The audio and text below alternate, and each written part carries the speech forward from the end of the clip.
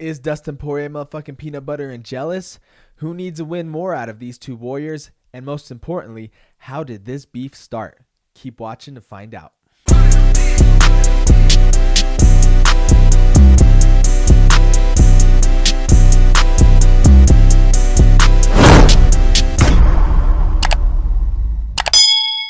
To truly understand the root of this beef, we have to go way back to 2021, UFC 257, Poirier versus McGregor 2.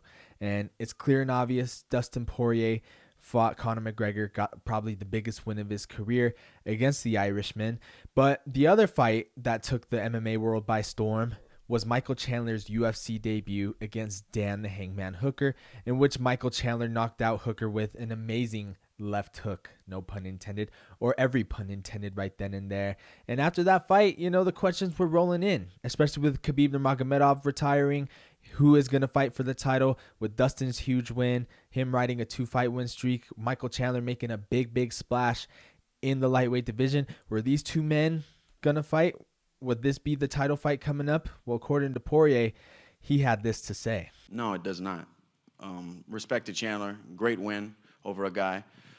But to come in and beat a guy I just beat and get a title shot, dude, I've been in, 27, 28 fights in the UFC, trying to, everything, fighting the toughest of the toughest guys to get my hands on gold. He should fight Charles Oliveira or something. Let Chandler and Charles Oliveira go at it. That doesn't really interest me at this point. I'm going to sell hot sauce if that's the case. And I get why he would say that. Why wouldn't he? He just beat one of the most popular MMA fighters of all time, if not the most famous or infamous MMA fighter of all time. He was on cloud 9. He had his heads in the clouds. Of course he was feeling that way. Of course he would say no to Michael Chandler. And Michael Chandler didn't cry over spilled milk. He just said, all right, I'm going to fight whoever they put in front of me next. And that someone was Charles Oliveira, who he fought for the vacant lightweight championship and was just inches away from winning that title. And I thought he was going to win. I thought the ref was going to step in and stop it. But Charles Oliveira got the well-deserved title. And later on the year, 2021, we got Michael Chandler, Justin Gaethje in the fight of the year candidate, bar none. It was probably one of the coolest, most greatest fights I've ever seen. Definitely in my top 10. And I'm not just saying that because it's most recent. I'm just being real. And that fight really put Michael Chandler on the map as being one of the most entertaining, most high-level athletes in the lightweight division. Whereas Dustin Poirier, on the other hand, his 2021 went a little differently. With him turning down the Michael Chandler fight for the title, he did what we all should, and that's chase the bag. He chased that third Conor McGregor fight, which is top 5 in all-time pay-per-view buys in the promotion, which led to a lot of bread in Dustin Poirier's pocket. He didn't have to sell hot sauce, according to Conor, as he threw away that hot sauce like you throw away a toy you don't want to play with anymore. So Dustin Poirier got the win against Conor, but the win was truly marred and anticlimactic due to the fact that Conor broke his leg. All right, unless you're Daniel Cormier or you're from Lafayette, Louisiana, you're only talking about that leg break. Other than that, you're talking about Dustin Poirier's performance from that first round of the Conor fight. So riding a 3-fight win streak, beating Dan Hooker and McGregor twice. Of course, he's next in line for Charles Oliveira. He is Charles Oliveira's first title defense. And what does he do? He shot the bucket. Lost third round via rear naked choke. And ever since then, we really haven't heard from Poirier. He's been silent. He hasn't really been vocal on who he wanted to fight. Until then, UFC 276, until this event happened. I was there. And I don't know if it's because Israel Adesanya's fight against Jared Cannonier put me to sleep, but this scuffle happened, and I had no idea it happened. I was there live, and I could not see any security getting in between these two men. I couldn't really tell who was getting into it with who. I was truly befuddled. And then when I found the video a day later, I'm like, oh man, that's truly crazy. And this fight has a lot of people interested, mainly because of that scuffle.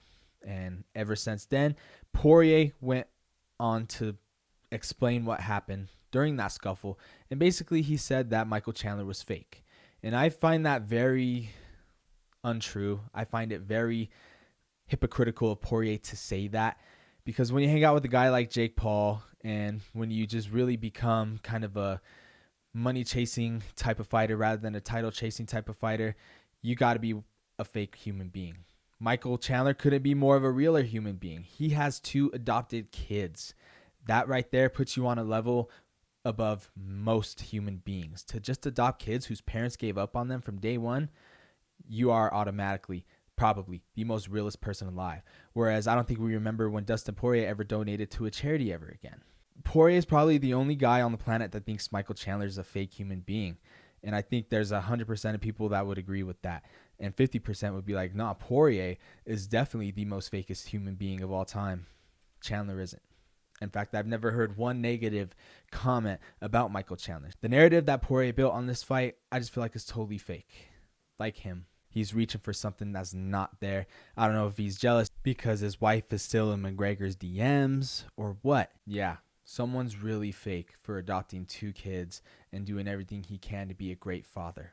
Okay. Joe Lee's wife! We're going to get our answers Saturday, November 12th when they fight. Too bad it's not 5 rounds. It's going to be 3. As far as my prediction goes, I'm going to have to go with Michael Chandler. I don't know how he's going to win. I just know he's going to win.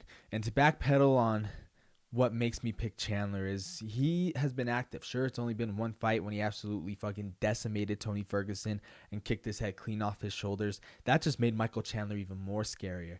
And I'm excited to see how this fight is going to play out. I really don't know how it's going to go other than Michael Chandler getting his hand raised.